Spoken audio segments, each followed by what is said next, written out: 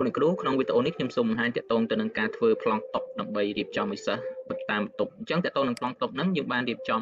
ទីមួយលោកគ្រូគ្រាន់តែផ្លាស់ប្ដូរសម័យប្រឡងហើយលោកគ្រូជ្រើសរើសខែបាទប្រឡងខែណាបាទហើយលោកគ្រូជ្រើសរើសបន្ទប់ឧទាហរណ៍ថាបន្ទប់លេខ1អញ្ចឹងបន្ទប់លេខ1លោកគ្រូគ្រាន់ជ្រើសរើសបន្ទប់លេខ1លេខ2ហ្នឹងមកហើយមួយទៀតលោកគ្រូអាចកំណត់បានផងដែរឧទាហរណ៍ថា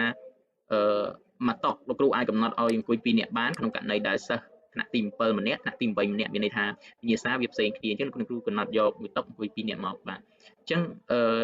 លោកគ្រូក៏អាចជ្រើសរើសបានដែរអញ្ចឹងឧទាហរណ៍ថាលោកគ្រូធ្វើសម្រាប់ថ្នាក់ទី7បាទអញ្ចឹងលោកគ្រូជ្រើសរើសមកថ្នាក់ទី7បាទថ្នាក់ទី8ថ្នាក់ទី9ថ្នាក់ទី10អញ្ចឹងវានឹងចាប់យកចំនួនសិស្សអញ្ចឹងតុខាងទី2នេះលោកគ្រូឲ្យអង្គុយសម្រាប់ថ្នាក់ទី9ក៏បានជាមួយនឹងថ្នាក់ទី8ក៏បានឥឡូវឧទាហរណ៍ខ្ញុំជ្រើសរើសថ្នាក់ទី9បាទអញ្ចឹងប្លង់តុជាទម្រង់អក្សរណបែបហ្នឹងហើយមួយតុអាចអង្គុយ2នាក់បានក្នុងករណីដែលអត់បង្ហាញមានន័យថាថ្នាក់ទី9ខ្ញុំបញ្ចូលសិស្សតែម្នាក់ទេតែបើសិនជាមានសិស្សផ្សេងទៀតឧទាហរណ៍ដូចជាសិស្សថ្នាក់ទី8បាទអញ្ចឹងទី7ទី8វានឹងចាប់មកស្វ័យប្រវត្តិហើយលេខតុចំនួនសិស្សហ្នឹងក៏វានឹងរត់ផ្លាស់ប្ដូរស្វ័យប្រវត្តិផងដែរអញ្ចឹងរហូតដល់បន្ទប់លេខម៉ានដែលវាអស់សិស្សអញ្ចឹងឧទាហរណ៍ថារហូតដល់បន្ទប់លេខ6បាទលេខ6អញ្ចឹងយើងអាចផ្លាស់ប្ដូរដល់បន្ទប់លេខ6បាទអញ្ចឹងបន្ទប់លេខ6នេះយើងឃើញថាមានសិស្ស166ដូចគ្នាបាទអញ្ចឹងមានអ្នកសិស្សវាដូចគ្នាអញ្ចឹងស្មើគ្នាវាត្រឹមប៉ុណ្ណឹងមានន័យថាសិស្សថ្នាក់ទី8មានត្រឹម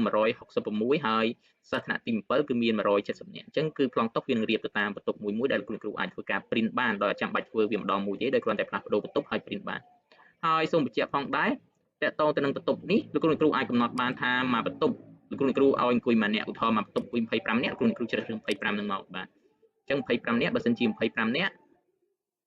អញ្ចឹងវាអាចអត់ដល់6បន្ទប់ទេវាអាចលើស6បន្ទប់ហ្នឹងអញ្ចឹងលោកគ្រូអាចទៅមើលបន្ទប់លេខម៉ានអញ្ចឹងយើងអាចដល់បន្ទប់លេខ8លេខ9អីចឹងទៅបាទអញ្ចឹង25នាក់វាអាច9បន្ទប់អញ្ចឹងទៅតាមជាក់ស្ដែងឧទាហរណ៍ថា9បន្ទប់អត់មានន័យថាត្រឹម8អញ្ចឹងយើងអាចឆែកមើលតាមនឹងជាក់ស្ដែងមកគ្រូអាចជ្រើសរើសបានហើយគ្រូគ្រាន់តែ print មកបានហើយបាទអញ្ចឹង8ក៏អស់សិស្សដែរអញ្ចឹងអាចត្រឹម7បាទអញ្ចឹងត្រឹម7មានន័យថាមាន7បន្ទប់ហើយសិស្សទី8មាន166នាក់ហើយទី7មាន170នាក់អញ្ចឹងប្លង់តុវាដំណើរការស្វ័យប្រវត្តិលោកគ្រូអត់ចាំបាច់ពិបាកក្នុងការធ្វើទេបាទសម្រាប់សិស្ស25នាក់ឬ30នាក់បាទហើយចំនួនលេខរៀងតុនេះលោកគ្រូក៏អាចកំណត់បានដែរបើសិនជាមិនចង់ចាប់ផ្ដើមពី1ទេអាចបន្តបន្ទាប់បន្ទុយគ្នាក៏បានដែរអញ្ចឹងចាប់ផ្ដើមពីប្រមាណលោកគ្រូវាលេខចាក់ពីប៉ុណ្្នឹងមកអញ្ចឹងលេខតុហ្នឹងវានឹងចាប់ផ្ដើមពីប៉ុណ្្នឹងពីចំនួនដែលលោកគ្រូបានវាចូលបានដូចគ្នាហើយត្រង់ចំណុចនេះគឺតកតងទៅនឹងតុគ្រូអញ្ចឹងឧទាហរណ៍ថាប្លង់សាលារបស់លោកគ្រូតុគ្រូនៅខាងណាខាងឆ្វេងឬខាងស្ដាំអញ្ចឹងគ្រូអាចធ្វើការផ្លាស់ប្ដូរប្លង់តុនេះបានអញ្ចឹងបើសិនជានៅខាងស្ដាំមានន័យថាទ្វារចូលវាចូលមកពីខាងឆ្វេងវិញអញ្ចឹងគ្រូអាចផ្លាស់ប្ដូរបានបាទហើយ